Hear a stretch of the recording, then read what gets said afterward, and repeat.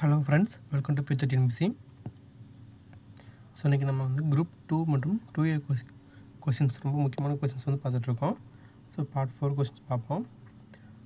First question, ஒரு வரியை நீக்கவோ அல்லது நிறுத்தி வைக்கவோ நகராட்சிக்கு அதிகாரம் வழங்கும் சட்டப்பிரிவானது எதுன்னு கேட்டிருக்காங்க.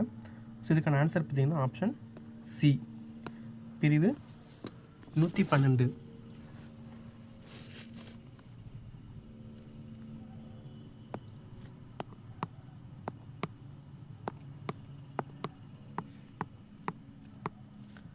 அடுத்த கொஸ்டின், பின்வரும் குழுக்களை கால வரிசைப்படுத்துக அப்படின்னு கேட்டிருக்காங்க. ஸோ அது பார்த்தீங்கன்னா ஃபஸ்ட்டு ஜிவிகே ராவ் குழு. இதை பற்றி நம்ம டீட்டெயிலாகவே பார்ப்போம். ஜிவிகே ராவ் குழு அப்படிங்கிறது எப்போ ஆரம்பிச்சிருப்பாங்கன்னா 1985 ஆரம்பிச்சு போட்டிருப்பாங்க அந்த குழு. ஸோ இந்த குழு பார்த்திங்கன்னா திட்டக்குழுனால் ஏற்படுத்தப்பட்டது. இந்த குழுவோட பரிந்துரை அப்படின்னு பார்த்தீங்கன்னா வேர்களற்ற புற்கள் அப்படின்னு சொல்லியிருந்திருப்பாங்க. இது ரொம்பவே ஒரு முக்கியமானது. வேர்களற்ற புற்கள் அப்படின்னு சொல்லியிருந்திருப்பாங்க. ஸோ மக்களாட்சி, அதாவது இந்த மக்களாட்சி நாட்டில் பஞ்சாயத்து அப்படிங்கிறது வந்து பார்த்திங்கன்னா நம்ம இந்தியாவில் வேர்களற்ற புற்கள் மாதிரி செயல்பட்டுருக்கு. ஏன் அப்படின்னா நிதி ஆதாரம் வந்து இல்லாமல் பஞ்சாயத்து செயல்படுறது தான் காரணம். நிதி ஆதாரம் இல்லாமல் செயல்பட்டுருக்கோம். இதனால் வந்து பஞ்சாயத்து அமைப்பை வந்து மேலிருந்து கொண்டு வர முடியாது. இதனால தான் வந்து ஜிவிகே ராவ் அவர்கள் வேர்களற்ற பொருட்கள் மாதிரி நம்ம பஞ்சாயத்தில் செயல்பட்டுருக்கு அப்படின்னு சொல்லியிருந்திருப்பார். ஜிவிகே ராவ் குழு அப்படிங்கிறது 1985 போடப்பட்ட குழு.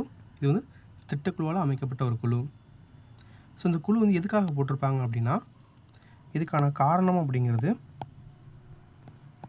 அதுவும் நோக்கம் மெயினாக பார்த்திங்கன்னா அப்படின்னா இது வறுமை ஒழிப்புக்காக ஆராயறதுக்காக போடப்பட்டது. வறுமை ஒழிப்பு மற்றும் பஞ்சாயத்து வளர்ச்சி, இதுக்காக போடப்பட்டது தான் இந்த ஜிவிகே ராவ் குழு அப்படிங்கிறது. அடுத்ததாக அசோக் மேத்தா குழு. அசோக் மேத்தா குழு அப்படின்னு பார்த்திங்கன்னா இந்த குழு 1977 டிசம்பரில் வந்து போடப்பட்ட குழு. 1977 டிசம்பரில் போடப்பட்ட குழு தான் இந்த குழு. ஸோ இந்த குழுவோட முக்கியத்துவம் அப்படின்னு பார்த்தீங்க அப்படின்னா ஃபஸ்ட்டு இந்த குழு பார்த்திங்கன்னா அப்போதைய பிரதமர் மொரார்ஜி தேசாய் அவர்கள் வந்து இந்த குழு வந்து ஏற்படுத்தியிருந்திருப்பாங்க. ரொம்ப ஒரு முக்கியமான குழு. ஸோ எந்த வருஷம் அப்படின்னு பார்த்தீங்கன்னா 1977 டிசம்பரில் ஏற்படுத்தியிருந்திருப்பாங்க இந்த குழுவை. இதில் அசோக் மேத்தா அவர்கள் தான் தலைவராக இருப்பார் இந்த குழுவில். ஸோ இவர் வந்து பார்த்திங்கன்னா இவரோட பரிந்துரை மொத்தம் 2 அடுக்கு பஞ்சாயத்தை வந்து பரிந்துரை பண்ணியிருந்திருப்பார். 2 அடுக்கு பரிந்துரை பண்ணியிருந்திருப்பார். அதில் இந்த 2 அடுக்கில் ஸோ பார்த்திங்கன்னா மாவட்ட அளவு, அடுத்தது பஞ்சாயத்து அளவு, கிராம அளவு, அதாவது கிராம அளவில் ஏற்படுத்தணும். ஸோ இது வந்து பார்த்திங்கன்னா இது ஜில்லா பரிஷத்து மாவட்ட அளவில் ஏற்படுத்தணும் அப்படின்னு சொல்லியிருந்திருப்பார். ஸோ இதோட மொத்த பரிந்துரை அப்படின்னு பார்த்திங்கன்னா மொத்தமாக 132 பரிந்துரைகள் வந்து கொடுத்துருந்துருப்பாங்க அசோக் மேத்தா குழு கமிட்டியில். ஸோ ரொம்ப ஒரு முக்கியமானது. இதுக்கான பரிந்துரை எப்போ கொடுத்துருப்பாங்க அப்படின்னு பார்த்திங்கன்னா 1978 ஆகஸ்ட் மாதத்தில் வந்து கொடுத்துருந்துருப்பாங்க இது பரிந்துரை.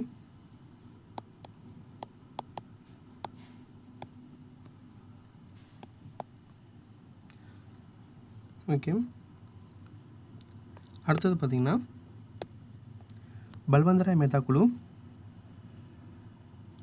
பல்வந்தராய் மேத்தா குழு அப்படின்னு பார்த்திங்கன்னா இந்த குழு எப்போ போட்டாங்க அப்படின்னா 1957 ஜனவரியில் வந்து போடப்பட்ட குழு. இந்த குழு ஜனவரி 16 வந்து போட்டுருந்துருப்பாங்க ஃபஸ்ட்டு. இந்த குழு பார்த்திங்கன்னா 1957 நவம்பர் மாதம் 24 வந்து பரிந்துரை கொடுத்துருப்பாங்க.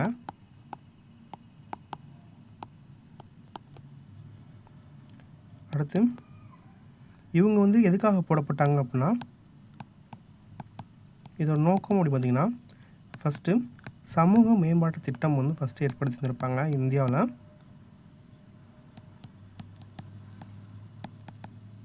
எப்போன்னா 1952. ரெண்டாவதாக பார்த்திங்கன்னா தேசிய விரிவாக்க பணிகள்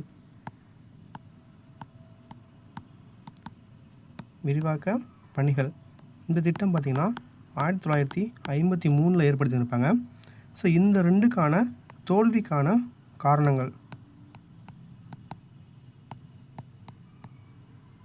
காரணங்களை வந்து ஆராய போடப்பட்ட குழு தான் வந்து இந்த பல்வந்தராய் மேத்தா குழு அப்படிங்கிறது.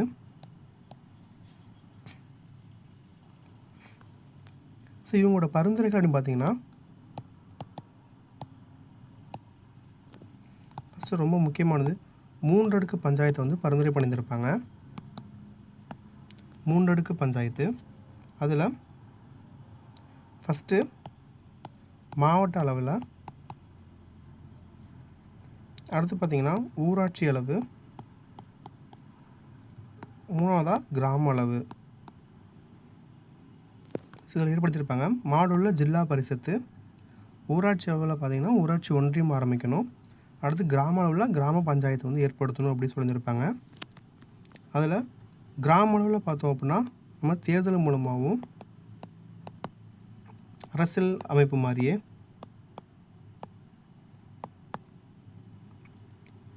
ஸோ இவங்க 2 பேர் பார்த்தோன்னா நிர்வாகமாக செயல்படணும் அப்படி சொல்லியிருந்திருப்பாங்க.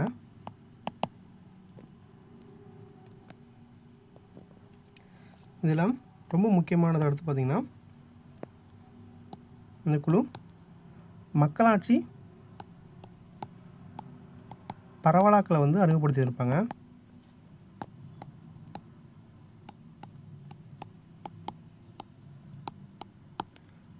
ஸோ அதுதான் இந்த 3 அடுக்கு பஞ்சாயத்து அப்படிங்கிறது. இது ரொம்ப ஒரு முக்கியமான ஒரு ஸ்டேட்மெண்ட்டு.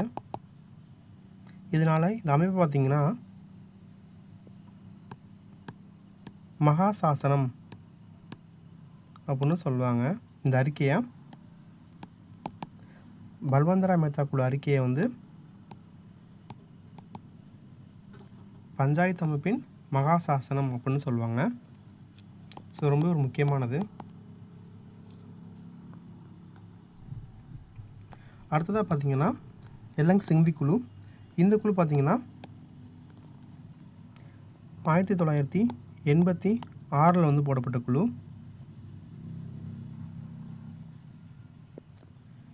ஸோ இந்த குழு பார்த்திங்கன்னா ரொம்ப முக்கியமானது என்னென்னா, இந்த குழுனால தான் 74வது சட்டத்திருத்தம் வந்து வந்திருக்கும். எந்த வருஷம் அப்படின்னா 1992. ஏன்னா இதோட பரிந்துரை அப்படின்னு பார்க்கும்போது அரசியலமைப்பை அந்தஸ்து கொடுக்கணும் அப்படிங்கிறது கொடுத்து சொல்லியிருந்திருப்பாங்க.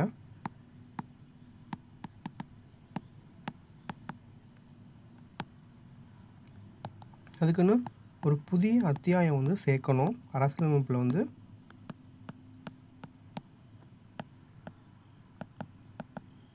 சேர்த்தல் பற்றி சொல்லியிருந்திருப்பாங்க. ஸோ இதை ஃபாலோ பண்ணி தான் பார்த்திங்க அப்படின்னா நமக்கு வந்து இங்கே அட்டவணை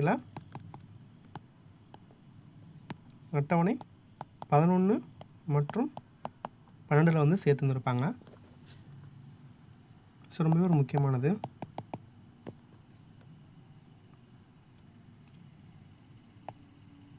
ஸோ இதன் அடிப்படையில் பார்த்திங்க அப்படின்னா 73 மற்றும் 74 சட்டத்திருத்தம் 1992 வந்து கொண்டு வந்திருப்பாங்க. 73 அப்படிங்கிறது பஞ்சாயத்து,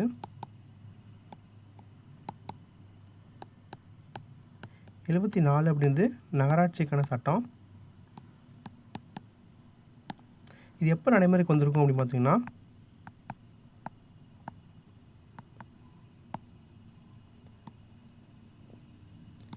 ஏப்ரல் மாதம் 24 ஏப்ரல் 24 பஞ்சாயத்து அமைப்பு அப்படிங்கிறது நடைமுறைக்கு எப்போ வந்துச்சு அப்படின்னா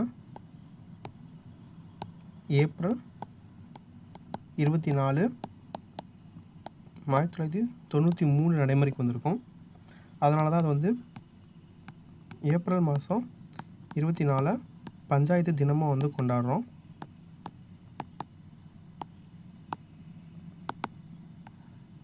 இது ரொம்ப முக்கியமானது. இது இல்லாமல் பார்த்திங்கன்னா வேறு குழுக்களும் போட்டிருப்பாங்க. 1988 பார்த்திங்கன்னா துங்கன் குழு,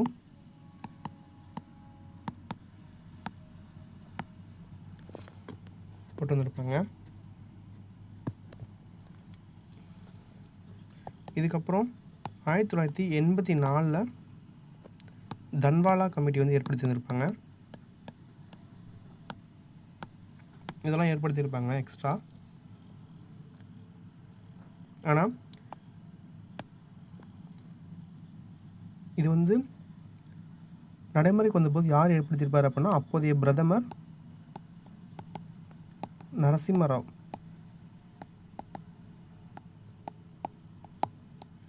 இவரோட பீரியடில் தான் வந்து பஞ்சாயத்து அப்படிங்கிறது நடைமுறைக்கு வந்திருக்கும். ஸோ இப்போ வந்து பார்க்கலாம். கால வரிசைப்படுத்துக அப்படிங்கிறது ஜிவிகே அப்படின்னா 1985, அசோக் மேத்தா குழு அப்படிங்கிறது 1977, பல்வந்தராய் குழு 1957, எல்எங் சிம்பி குழு அப்படின்னா 1986. ஸோ அப்போ அப்படி பார்த்திங்கன்னா 1 2 4 ஆன்சர் பார்த்திங்கன்னா ஆப்ஷன் பி.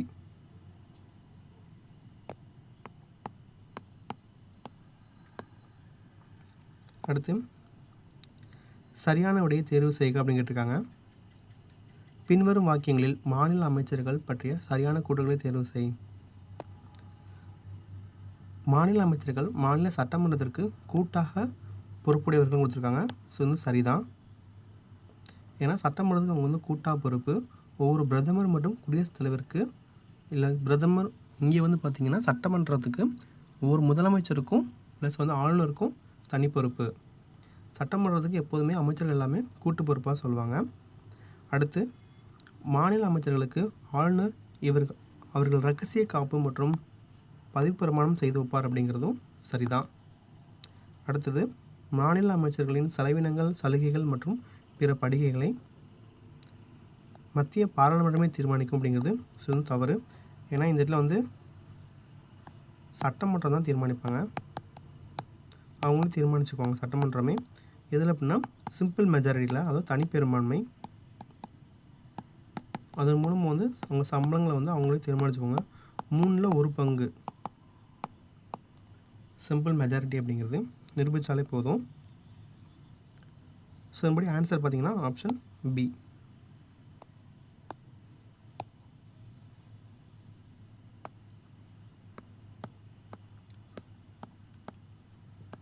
அடுத்த கொஸ்டின், மக்களவையின் அமைப்பு பற்றிய பின்வரும் அறிக்கைகளை படித்து சரியான விளக்கத்தை தேர்ந்தெடுக்கவும் அப்படின்னு கேட்டிருக்காங்க. ஆப்ஷன் ஏ பார்த்திங்கன்னா இது ஒன்றிய ஆட்சேபதில் இருந்து 20 பிரதிநிதிகளுக்கு மிகாமல் இருக்க வேண்டும் அப்படிங்கிறது சரிதான். இது பிரதமரால் நியமிக்கப்படும் ஆங்கிலோ இந்தியன் சமூகத்தின் 2 உறுப்பினர்களுக்கு மிகாமல் இருக்க வேண்டும் அப்படிங்கிறது இது வந்து தவறானது. ஏன் அப்படின்னா பிரதமர் வர மாட்டார், குடியரசுத் தலைவரால் தான் நியமிக்கப்படுவாங்க. என்ன கேட்டிருக்குது மக்களவையின் அமைப்பு பற்றிய பின்வரும் அறிக்கைகள். அடுத்தது பார்த்திங்கன்னா இது மாநிலங்களிலிருந்து 552 பிரதிநிதிகளுக்கு மிகாமல் இருக்க வேண்டும் அப்படிங்கிறதும் இதுவும் தவறு. இலக்கியம், அறிவியல், கலை மற்றும் சமூக அறிவியலில் சிறப்பு புலமை பெற்ற 12 நபர்களை குடியரசுத் தலைவர் அமைப்பார். இது வந்து பார்த்திங்க அப்படின்னா இந்த ஸ்டேட்மெண்ட் வந்து யாருக்கு வரும் அப்படின்னா மாநிலங்கள் அவைக்கு வரும். அப்படிங்கிறப்ப இது தவறான ஸ்டேட்மெண்ட்டு. இதுக்கான விதி பார்த்திங்கன்னா 80/3. Okay friends, thank you. ஸோ அப்படி பார்க்கும்போது இதுக்கான ஆன்சர் பார்த்திங்கன்னா ஆப்ஷன் ஏ.